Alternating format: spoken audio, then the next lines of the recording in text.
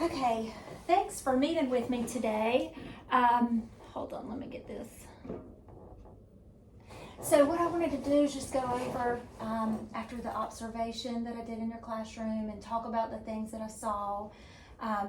First, I want to say, like, you do a fantastic job with the kids coming in and feeling like they're a part of the classroom.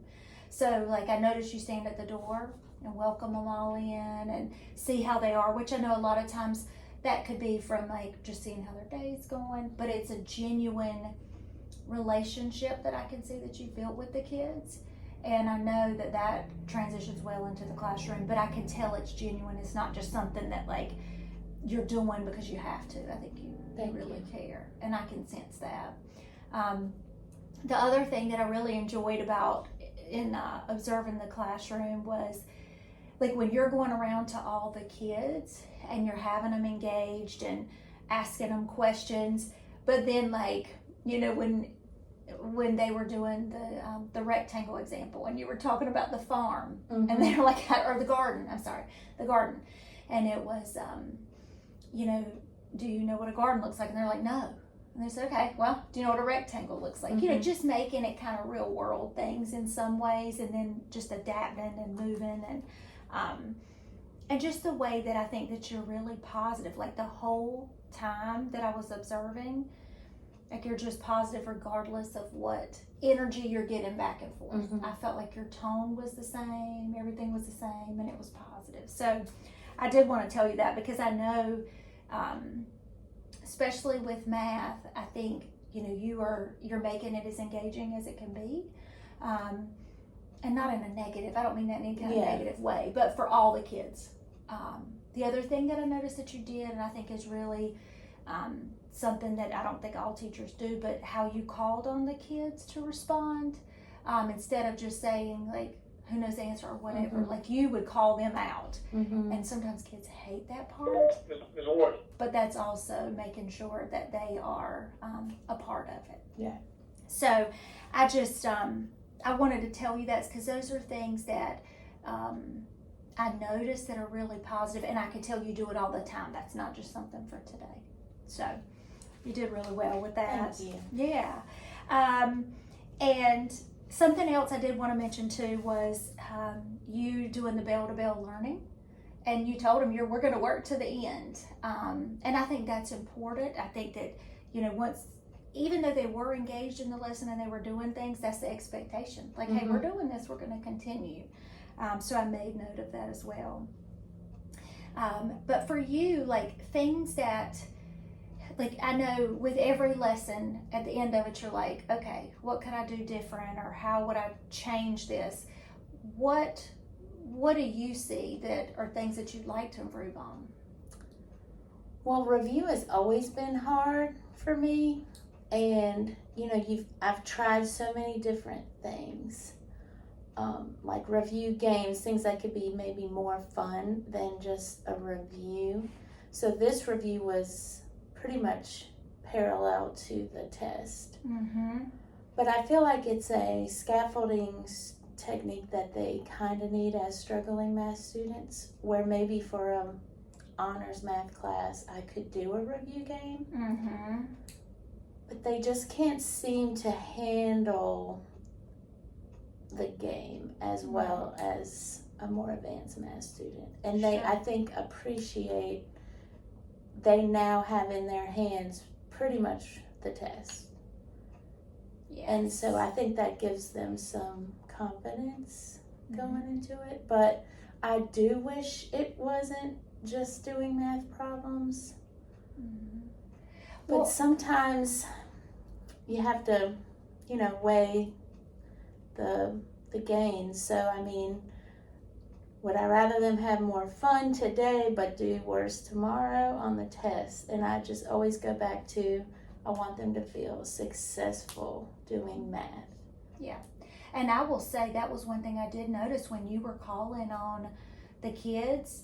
You could tell, like, at first they would be, some of them be kind of like, oh, I don't know. And then they're like, oh, they got it right. And, you know, and just going around like you did and rotating through and supporting all of them.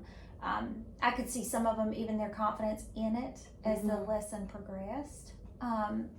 But are there tools that you've used before for like games that's worked well with the math? Yeah, there's one that's like Storm the Castle that you can pretty much use with any test questions that are multiple choice, and that's another issue. These aren't multiple choice.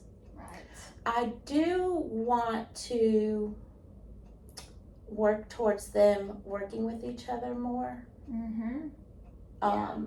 and me less, but I think, which I have taught them all year, but again, it goes back to some of them, came to this school because of they get so anxious having to talk to other people. Mm-hmm. And I did notice today though, they did more of that than I was thinking that they would. Some of them, I noticed some of them when they were grouped together, like, I just think about like, when, oh gosh, hold on, Xander, Mm-hmm. when he got up to get the, Mhm. paper for Christian What a because he sweet come kid. in. He is, right? I was noticing that, like, he got up, went, got it, gave it to him. It's like, here's what we're doing. Just, that was like, they weren't necessarily near each other like that, but he was Mhm. including them. And so, but again, I think that's that environment in a lot of ways you foster. I mean, he is a great kid, but you also kind of have, Mhm. we're a team, we're doing this. But yeah, I didn't know if there were things that you may have used before that had been helpful, but again, I really think it went well. Yeah, so this is a curriculum that I'm piloting, and so I've tried to kind of stick to the script Mm-hmm. and not use anything I've used in the past, so that we could have a genuine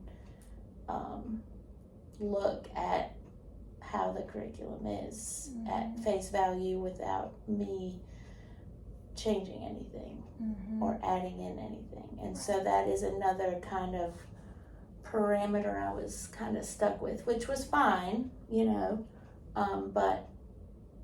but review has always been a difficult thing for me, even as a veteran teacher, Mm-hmm. because this curriculum, sometimes they have a review in the middle of the unit and not one at the end, and it's in stations. Yes. And it's like called a checkpoint, so that's interesting. But we don't have the time because of our shortened abbreviated schedule. So that's another workaround is the time, and I ran out of time with them. Yeah. So third period I kind of sped it up. Mm-hmm. But as far as like tech tools, I mean, Desmos has activities that aren't just the graphing calculator. Mm-hmm. And those are embedded in this curriculum. Yeah.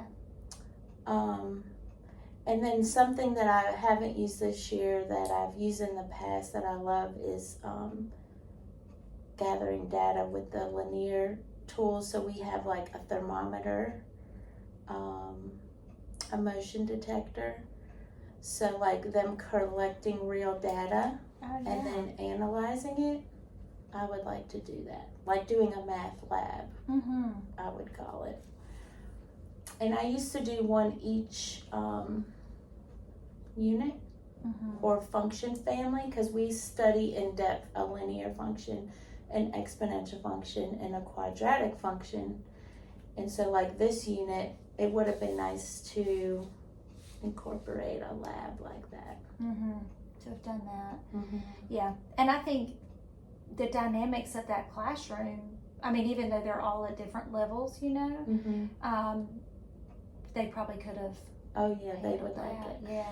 And it's for the hands-on kids that need to see how it applies to the real world. Right. Because sometimes you'll explain it to them, but it's really kind of over their head.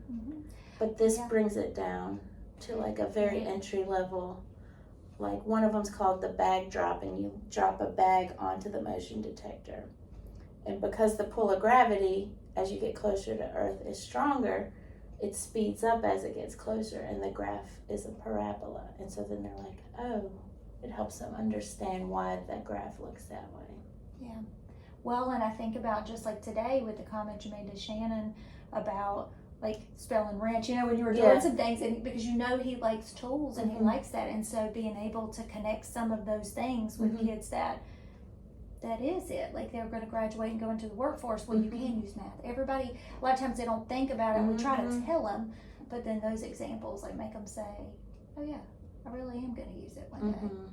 Yeah, I know. I think that's a great idea, and like maybe having time, right? But that's the thing with the curriculum; it's so demanding. I know you've talked about that before, but Yeah, the there's a bill that's been entered. I don't know when they'll vote on it or if they'll vote on it, but it's been sponsored by several lawmakers to take the Math 1 curriculum and split it into Part A and Part B and make it year-long instead of semester. yes, because it's so much. It is so much. We learn a new thing every day. Yeah, and it just doesn't give you a whole lot of time to do other things Mhm. or incorporate things that you'd like Right. to that would connect it. Yeah. Well, I think those are definitely great ideas, and like I said, I just, being able to go in there and see you do like in action, if you will, I just really appreciate that opportunity to be able to do that. And if there's ways that I can support you, I mean, I'm always here. Like even if just going in and with kids and feedback or whatever I can do, I I'm appreciate always that. willing to help. Yeah, I do enjoy going in there.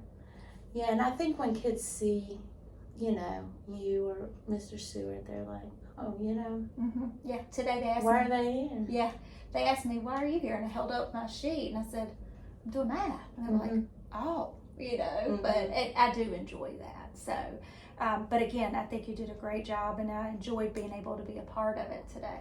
So, thank you for allowing me to do that. Yes, anytime. Yes, and I look forward to going back and seeing, especially if you incorporate some of those other things. I'd love to come see that too. Yeah, I'm gonna ask the math coach to help me figure out a way, because I still have a lot of those, the thermometer and stuff, and even a pH measurer. They're under my desk, so gathering dust. So like you got it, right? I've got them.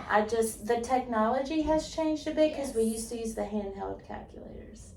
So I just haven't figured out how to do it with the Chromebook, but there is a way. Yeah. And you're right, that's the thing about the technology, it's always changing. It is. And it's like just when we are comfortable with something or like have learned something, Yeah. there's something else new. But yeah, well, if I can help, let me know. Okay. I appreciate Thank you. you. Yes, thank you too. And